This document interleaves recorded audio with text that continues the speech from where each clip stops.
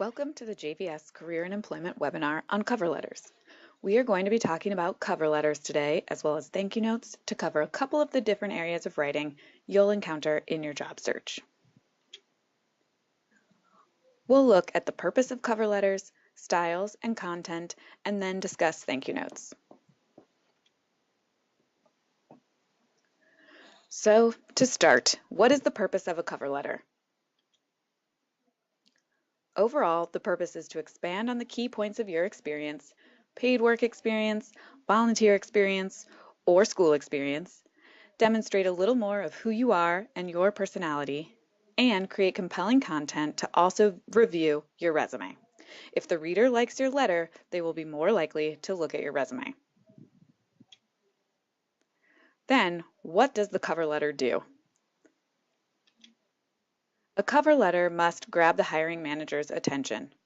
Directly link your experience, again in paid work, volunteer work, or school projects, to the job description if you have one. And provide some examples of what you've done that demonstrate your unique value to a position or organization. I see a lot of lists in cover letters, long sentences separated with commas that just tell me a bunch of tasks. Don't do this. Describe your experience and show me the results. We use the SAR technique to make this easy. S for situation or story. What issue was your work trying to solve or resolve? A, action steps. Give the specific steps you took to solve the issue. If you were part of a group, talk about what you did specifically. R, results. Did you solve the problem?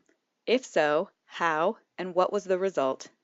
And if you didn't solve the problem, what did you learn, or how will you handle it differently next time?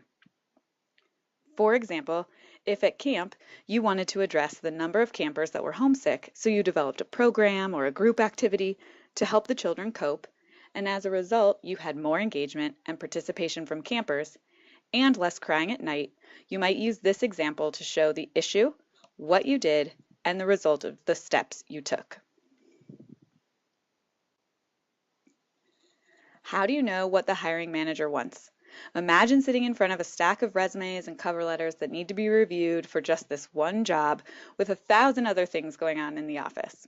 Does anything stand out about this letter? As we mentioned in the resume presentation, we only have seconds to impress people. Do you want to keep reading this letter or do you want to toss it? And more importantly, do you want to meet this person? The cover letter is there to help sell you into an interview. You want to give some intriguing information that is relevant to the job, so the reader wants to speak with you further. There is often a lot of discussion about whether cover letters are required or necessary, or does anyone even read them? Here's what I will say.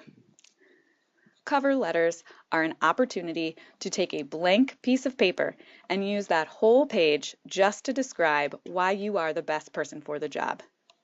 That can be very useful in a job search. If two candidates have similar backgrounds and experience, and one sends a cover letter that highlights all of their skills and qualifications, and the other doesn't, who would you choose? Lastly, you never know who you are sending it to. I like cover letters. I like to see that people can put together a letter or a few paragraphs and make an argument. I am much more likely to read a cover letter first and interview applicants that send cover letters. Not everyone agrees with me, but the point is, you never know who the reader is and their preferences. And if a cover letter is requested, it should be sent. So we'll look at a few samples. You are the hiring manager, you work at Smith Buckland and need an entry-level meeting and event planner. You are looking for a few specific things from this candidate. Some previous event experience would be ideal. Someone that has handled registration, sent mailings, has experience with event sponsors, event evaluations, has processed event payments, site reservations, data entry, in particular that is accurate and timely, and attention to detail. I'm going to show you a few sample letters, and keeping these needs in mind, think about who you would want to interview for this role. So for a quick recap, you work at Smith Buckland and you are hiring an entry-level meeting and event planner. Candidate number 1.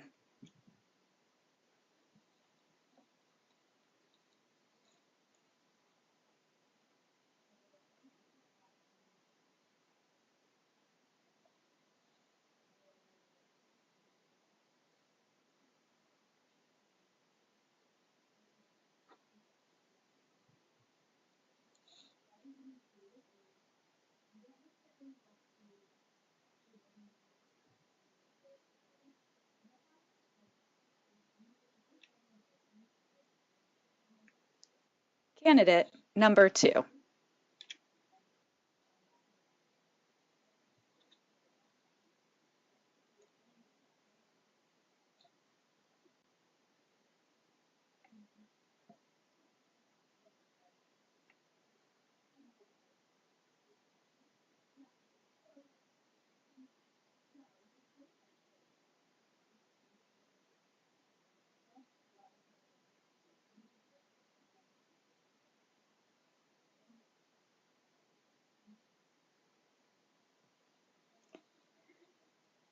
And candidate number 3.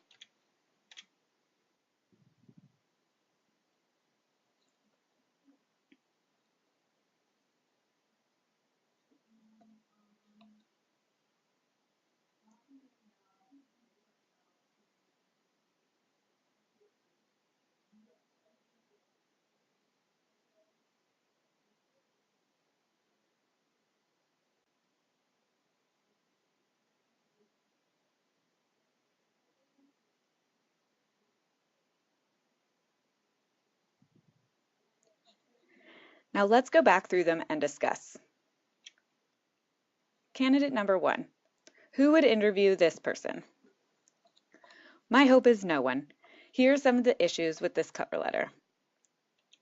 We have the wrong company name twice, numerous grammar and spelling errors. Letters need to be as perfect as possible. Just a list of tasks. This is a good example of what I described before, just a long sentence with a bunch of commas to separate tasks. There are no results in this letter. This person doesn't tell me their impact or their successes. Detail-oriented is spelled wrong. It is very hard to make a case for being detail-oriented if it is spelled wrong in your letter. I know this sounds silly, but we see this all the time. Every sentence in this letter begins with I. Your letter should focus on the needs of the company, not on you. We see all of these things all of the time in cover letters. Don't let it happen to you. Candidate number 2. Who would interview this person? Maybe a couple of you are willing to speak with this person. There's some more issues here. The sentences are still pretty choppy and mostly begin with I statements. We want to avoid the phrase of great interest to me. As noted in the other example, this letter should be about the company and how you add value to the company, not how the company adds value to you. It still doesn't really show results. It gives us some skills, again focused more on the writer, not on the reader. So we're getting closer, but there's still work to do. Candidate number 3, who would interview this person? I hope everyone. This one is the best example yet. It shows some specific details and numbers by noting the 25 to 250 attendees. The reader will clearly know you have the depth of experience needed for the job. It has a varied sentence structure, which makes it much easier to read and more enjoyable and engaging. It covers the key words of the job description. This letter hits on all 9 of the needs of the employer in one paragraph without making it too obvious or too clunky, hopefully. And it includes a clear result. The letter references the increase in participant satisfaction as a result of this individual's work. With all of these elements in mind, we'll look at the composition of the letter. Cover letters look like standard business letters. You'll have the same headings and include your contact information, the date, and the employer's contact information. If there is a job code, you should reference it as RE: and the code number or letters. If you email the cover letter, you should include the cover letter in the body of the email. In this case, you don't need the contact information as it is included by the email addresses and the timestamp of the note. The job code should appear in the subject line, or specific directions are usually given. This also ensures that if the employer only searches the text of their email for keywords, your letter will still show up. If you want to also attach the cover letter, you can, and the attachment should look like a standard business letter. Also, you should try your best to find out exactly who the letter should be addressed to. If someone in your network knows the position and can give you the information, that's helpful. You can try LinkedIn. You can try calling the company. If you are being referred by someone, they should be able to find out for you. Ultimately, follow directions. If there is a job code to be included, include it in the place requested. If you are supposed to use a certain format, use that format. Do not let hiring managers exclude you for not following the explained procedure. And as a bit of a pro tip, use the same heading from your resume on your cover letter and other documents that may be submitted to a company, like your references, for example. It will make a sort of letterhead and creates a cohesive, branded, and professional look that makes everything look better. In this example, using the resume heading from the resume presentation, you can use as much of this heading as feels appropriate, but even just using the same contact information, format, and font gives a sense of your professionalism and taking the extra step to make it all come together. There are a couple of style options for cover letters. The traditional style is the one you are probably most familiar with and most resembles a standard business letter. 3 to 5 paragraphs with an opening paragraph, middle paragraph, or section that describes your qualifications, and a closing paragraph with a thank you. The 2-column style, which has a similar opening and closing paragraph, but breaks the body of the letter into 2 columns, which we'll discuss further in about 2 slides. This is an example of the traditional style. Again, an opening paragraph to introduce you and what you are applying for. This one starts with a question, which is certainly an option available to you. The middle section can be a bulleted list of your qualifications, but it should not read like a copy of your resume. It should expand on the information on your resume to give more context and details. And a closing paragraph to summarize your interest, include contact information if not provided elsewhere for an interview, and thank them for their time. The 2-column style also has an opening and a closing paragraph, but the middle section, which is shown here on the slide, would be set up in 2 columns. The one on the left side shows a heading of your needs and lists 3 to 4 qualifications directly from the job description. The one on the right shows a heading of my qualifications and addresses each one of the qualifications on the left side column. To use this style, you should make sure that you are including the more significant needs of the company, usually the first bullets under requirements or qualifications. You don't want to use this style of letter if you only meet qualifications such as team player. And the bullets should be listed from most significant to least significant. You should meet or exceed the qualifications. You don't want the letter to emphasize that they are looking for someone with 3 years of experience and you only have 1. Also, this type of letter is often called a T letter for the way the columns appear.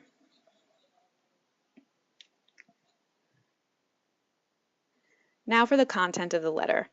In the opening, make sure to state the job you are applying for. The reader should clearly understand the purpose of this letter. If you are being referred by someone, you should give the name and the title, in particular if in the same company, in the very first line. For instance, Jane Smith, marketing manager, encouraged me to apply for this position of marketing assistant. Focus on keywords. As in the example from before, you don't want to just restate the resume, but continue to use the keywords for the job or the industry. Take terms directly from the job description, as those will most likely be the hiring manager's search terms too. And expand on your qualifications. We've said that a lot today, but it is very important. Don't copy and paste bullets to your letter. And proofread. Proofread your letter. I can't stress this enough. Have someone else that you trust read it. Read it out loud. This will often help you catch little errors and make sure the message is clear.